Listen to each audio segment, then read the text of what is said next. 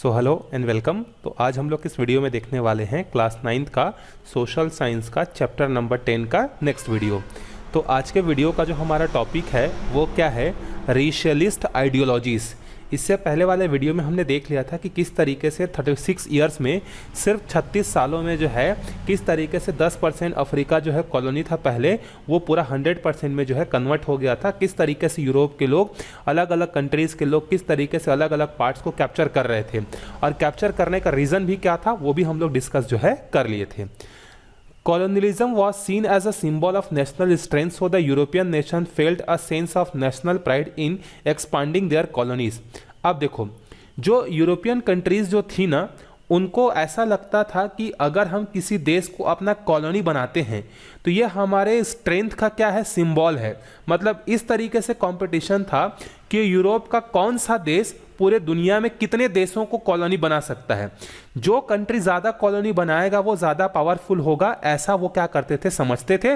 और अपना वो क्या करते थे, इस चीज़ को जो है सेंस ऑफ नेशनल प्राइड करते थे। मतलब कॉलोनी बनाने को अपने आप को क्या समझते थे, देशभक्ति समझते थे।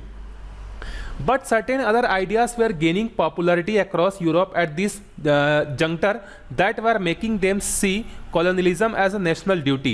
अब देखो, इनको एक तो प्राउड फील होता था कॉलोनी बनाने के बाद, फिर उनको ऐसा लगता था कि अगर हम किसी दूसरे देश को कॉलोनी बनाएंगे तो हम अपना नेशनल ड्यूटी कर रहे हैं, हम अपना देश का कर्तव्य को निभा रहे हैं। यह हमारे देश का कर्तव्य है कि दुनिया के बाकी देशों को हम लोग सुधारें, बाकी गरीब देशों को कॉलोनी बनाएं और वहाँ पर ज्ञान फैलाएं। ऐसा इनका थिंकिंग था।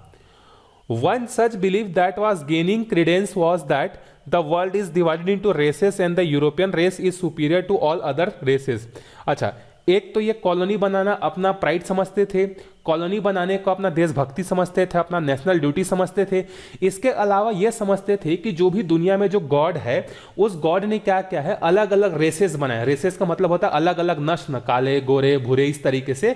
तो यूरोप के वाले क्या समझते थे कि इन सारे रेसेस में जो सबसे अच्छा जो रेस है वो हमारे यूरोपियन कंट्रीज के लोगों का है। तो ये हमारा कर्तव्य बनता है कि हम बाकी अदर रेसेस के जो हमसे क्या है, सुपीरियर नहीं है, उन रेसेस पर हम क्या करें, अपना कंट्रोल करें करके।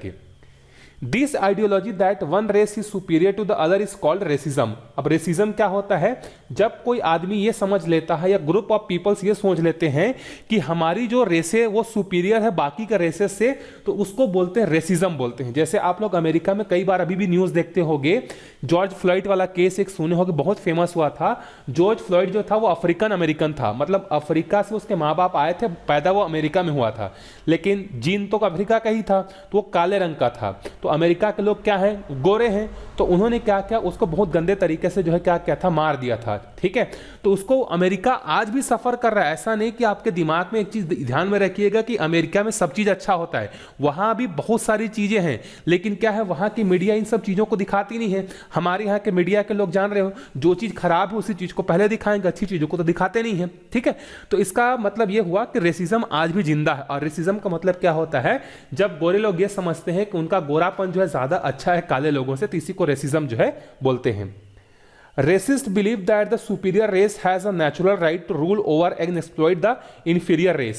मतलब इन लोग का ये समझते हैं अपने आप को कि ये हमारा नेचुरल ड्यूटी है, हमारा कर्तव्य है, भगवान ने हमें इसी काम के लिए भेजा है कि जो हम सुपीरियर रेसेस वाले जो हैं वो इंफीरियर रेसेस वालों पर क्या करें, उनका एक्सप्लॉइट करें, उनसे काम करवाएं, उनको तंग करें, उनसे हमारा सेवा करवाएं। इस तरीके का जो है इनके दिमाग में जो है चल रहा था।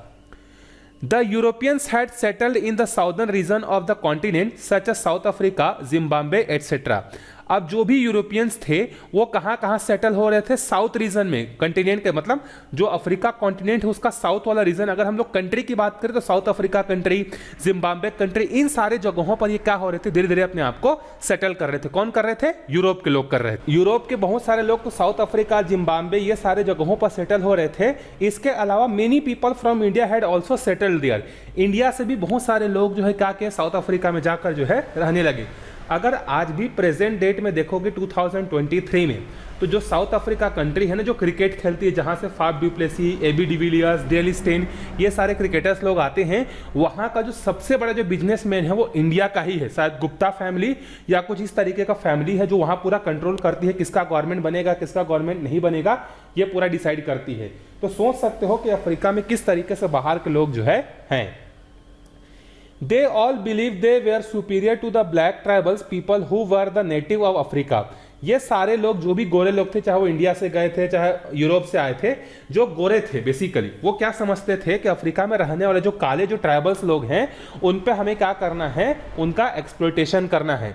सो they demanded and got some special privilege. इसके अलावा वो उन लोगों से स्पेशल प्रिविलेज बोलते थे। प्रिविलेज का मतलब होता है कि जैसे अगर कोई भी गोरा आदमी आएगा, जहां पर भी काले लोग होंगे उसको सलाम करेंगे, उसका हाथ पैर चूमेंगे, उसका सेवा करेंगे, इस तरीके का स्पेशल प्रिविलेज का डिमांड करने लगे। उनको स्पेशल खाना दिया जाएगा, उनको रहने के लिए टैक्स नहीं देना पड़ेगा। इस तरीके से बहुत सारे उनको प्रिविलेजेस की जो है डिमांड रहती थी। They also tried to prevent intermingling of the races and therefore adopted a policy of racial segregation। इसके अलावा ये सारे लोग इस बात का भी ध्यान रखते थे कि कोई भी गोरा आदमी किसी काले लड़की से शादी ना कर सके, या कोई काला लड़का गोरे लड़की से शादी ना कर सके, क्योंकि उनका ब्रीड क्या हो जाएगा, मिक्स हो जाएगा, ऐसा वो समझते थे। तो वो इस बात का भी बच के जो है रहते थे। This institutionalized racial segregation on the basis of ethnicity and skin color is called the apartheid। It was only as recently 1994 that his policy came to an end। जब कोई इस तरीके का रेसिजल सेग्रीगेशन होता है, एथनिसिटी के बेसिस पर, रहने खाने के बेसिस पर, स्किन के कलर के बेसिस पर, तो उसको हम लोग क्या बोलते हैं, अपार्थेड जो है इसको हम लोग बोलते हैं। और ये साउथ अफ्रीका में अभी अभी कुछ साल पहले, 25-30 साल पहले 1994 में ही ये जो रेसिज्म है ये खत्म हुआ है। जैसे हम लोग अपने इंडिया में जो नेशनल फादर गांधी को बोलते हैं ना, उस तरीके से वहां का जो है वो नेल्सन मंडेला है। ठीक है, तो नेल्सन मंडेला ने बहुत सारा स्ट्रगल किया जिस तरीके से गांधी जी ने इंडिया के लिए किया। और ये जो स्किन वाला जो डिफरेंसेस है, मतलब रेसिज्म जो था, उसको 1994 में फाइनली जो है खत्म किया गया। तो सोच सकते हो, हम तो 1947 से आजाद हो गए हैं और हमारे यहाँ उतना ज्यादा रेसिज्म नहीं है, लेकिन अफ्रीका में 1994 में रेसिज्म खत्म हुआ है। तो सोच सकते हो कि उन लोग कितने तकलीफ में जो है रहे होंगे। अमेरिका में तो आज भी अपने आप को अमेरिका बहुत बड़ा पावरफुल कंट्री बोलता है, लेकिन आप वहां पर जाकर देखोगे तो वहीं पर सबसे ज्यादा आपको रेसिज्म जो है देखने को मिलेगा। Another concept that gained popularity during the colonial period was the white man's burden। अब देखो, यहां पर उस समय एक और कंसेप्ट फेमस हुआ था जिसका नाम है व्हाइट मेंस बर्डन। अब इसका मतलब क्या, देखो, this concept was based on the perception that the people of the other continent were uncivilised and backward and it was the ethical responsibility of the European people to civilise them. अब ये जो white mains burden का मतलब क्या था कि गोरे लोगों पर भार, गोरे लोगों पर भार, मतलब ये यूरोप के लोग, वही मैंने आपको फिर से बताया था कि ये लोग वही समझते थे कि भगवान ने हमें एक जिम्मेदारी दी है कि दूसरे कॉन्टिनेंट में रहने वाले जो लोग हैं, जो अनसिविलाइज्ड हैं, जो जंगलों में रहते हैं, जानवरों को खाते हैं, अच्छे कपड़े नहीं पहनते, पिछड़े हैं, उनको सुधारना है, उन पर राज करना है, ये हमारी जिम्मेदारी है, ये गॉड ने हमें दिया है, ऐसा वो सोचते थे। According to this world view, it was the duty of the European nation to show the other countries in the world the true path of the knowledge and religion।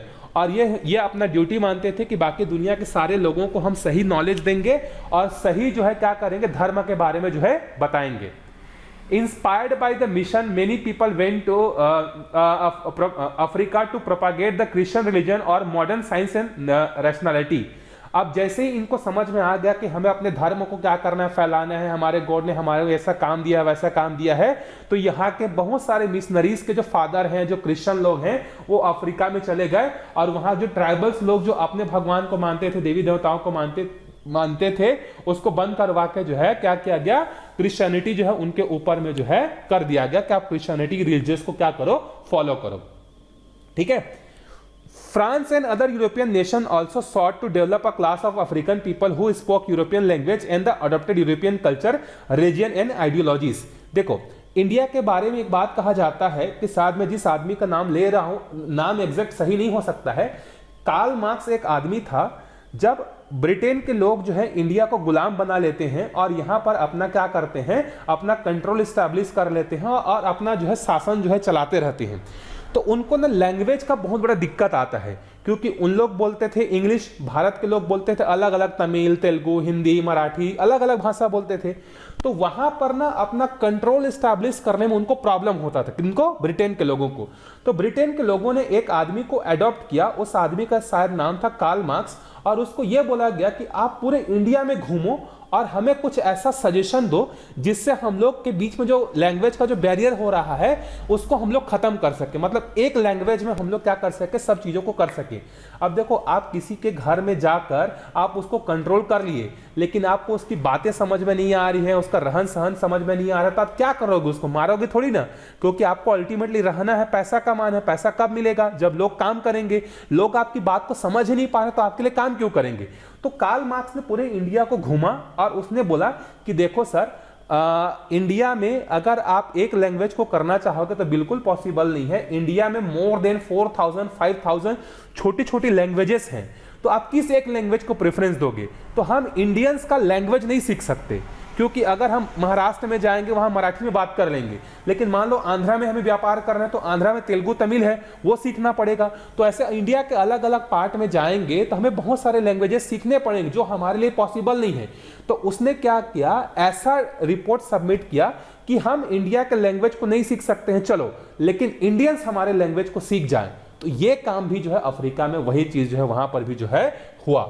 ठीक है। और पूरे जो है इंडिया का एजुकेशन सिस्टम जो था, पहले संस्कृत था, अलग अलग भाषाओं में होता था, उसको ब्रिटेन के लोगों ने जो है धीरे धीरे क्या किया, इंग्लिश में कन्वर्ट कर दिया। अब ये लोगों के दिमाग में डाल दिया गया कि जिसको इंग्लिश आता है वो बड़ी नौकरी पे जाएगा। आज भी परसेप्शन देख लो, अगर आप 10 लोग खड़े उसमें से कोई एक बहुत अच्छा इंग्लिश फ्लुएंट बोल देता है तो हम लोग क्या करते हैं, ओवर कॉन्फिडेंस, जो हमारा जो कॉन्फिडेंस होता है वो क्या हो जाते हैं, नीचे चले जाते हैं, बिलो हो जाते हैं, कॉन्फिडेंस के हम लोग नीचे चले जाते हैं, अरे इसको तो बहुत अच्छा इंग्लिश आता है। तो इस तरीके से उस समय का मेंटेलिटी ब्रिटेन के लोगों ने जो है अफ्रीका में हर जगह जो है कर दिया था। उनके कल्चर को, उनके रिलीजियस को, उनकी आइडियोलॉजी को, उनके लैंग्वेजेस को पूरी तरीके से धज्जियां उड़ाते हुए अलग अलग लोगों ने जो है अलग अलग लैंग्वेजेस वहां पर थोप दी। फ्रांस ने अपना लैंग्वेज थोप दिया, जर्मनी ने अपना लैंग्वेज थोप दिया, ब्रिटेन ने अपना लैंग्वेज थोप दिया, पोर्तुगीज ने अपना लैंग्वेज थोप दिया। तो इस तरीके से इंडिया में भी और अफ्रीका में भी जो है प्रॉब्लम्स हुए थे। They established many universities and educational institutions with the objective in mind। वही चीज, अपनी बात को रखने के लिए अपने तरीके से यूनिवर्सिटी बनाया गया, जहां पर अपने आप को सुपीरियर बताया गया, पढ़ाया गया। छोटे छोटे बच्चों को बोला गया कि आप लोग गंदे हो, हम अच्छे हैं। तो वो बच्चा बड़ा होकर क्या सोचेगा, वही सोचेगा कि हम गंदे हैं, अंग्रेज लोग अच्छे हैं। The idea was that this would help them to administer in colonies। The idea was that this class would help them to administer their colony। अब यह सब नए नए स्कूल यूनिवर्सिटीज खोलने का सिर्फ और सिर्फ एक ही रीजन था कि उनको वहां पर क्या मिले, एडमिनिस्ट्रेशन करने में कोई प्रॉब्लम ना आए। मतलब देखो, ब्रिटेन ने या अगर मैं बात करूं यूरोपियन कंट्रीज ने इस तरीके से सिस्टम डिजाइन किया था कि इंडिया वालों को या अफ्रीका वालों को या जो भी कॉलोनी कंट्री है वहां के लोगों को सिर्फ इतना पढ़ाया जाए कि वो बड़े ऑफिसर्स के बात को क्या कर सके, सुन सके। जैसे आप लोगों ने RRR मूवी देखा होगा, तो उसमें जो है रामचरण रहता है, वो पुलिस ऑफिसर रहता है। ठीक है, वो पुलिस ऑफिसर को आप देखे होंगे कि वो बहुत अच्छा काम करता है, मतलब अपने ड्यूटी, मतलब इंडियंस के लिए अगर हम लोग बोले तो गलत काम है, लेकिन ब्रिटेन के पॉइंट ऑफ व्यू से वो इतना अच्छा काम करता था, लेकिन फिर भी उसको प्रमोशन नहीं मिलता था। इसके पीछे का रीजन क्या है कि ब्रिटेन के लोग इंडिया वालों को आगे बढ़ते हुए देखना नहीं चाहते थे, क्योंकि अगर इंडियंस आगे बढ़ गए तो ब्रिटेन तो मुट्ठी भर के लोग थे, जबकि इंडिया तो बहुत बड़ा था। तो ये लोग अगर बड़े बड़े पोजीशंस पर आ जाएंगे तो ब्रिटेन के लोगों को या पुर्तगीज लोगों को इंडिया में शासन कर पाने में बहुत डिफिकल्टी होगी। तो इसलिए वो सिर्फ उतने ही लेवल तक उनको नौकरी में रखते थे जितने लेवल पर वो बड़े ऑफिसर की बात को सुन जाएं, समझ जाएं और आम जनता के बीच उसको जाकर क्या कर सके, एक्सप्लेन कर सके। क्योंकि ब्रिटेन के लोग या जर्मन लोग वो हमारी भाषा तो नहीं सीख पाते, तो इसीलिए उन्होंने अंग्रेजी पढ़ाया और अंग्रेजी सिर्फ उतने लेवल तक उनको अलाउड किया जितने लेवल से उनका काम हो जाए।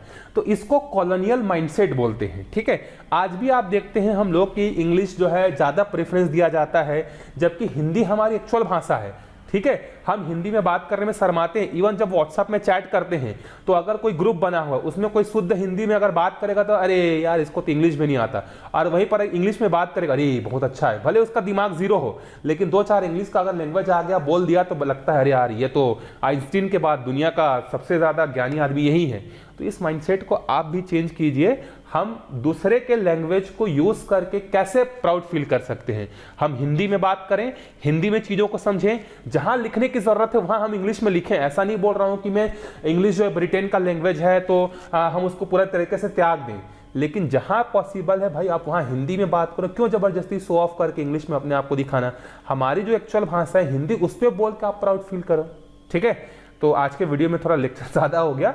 अगले वीडियो में फिर हम लोग एक नए टॉपिक के साथ जो है आगे का वीडियो जो है हम लोग डिस्कस करेंगे। आपको कैसा लग रहा है वीडियो बताइएगा। वीडियो थोड़ा लंबा जाएगा, मैंने पहले ही आपको बता दिया था। ठीक है, तो मिलते हैं नेक्स्ट वीडियो में, तब तक के लिए बाय बाय।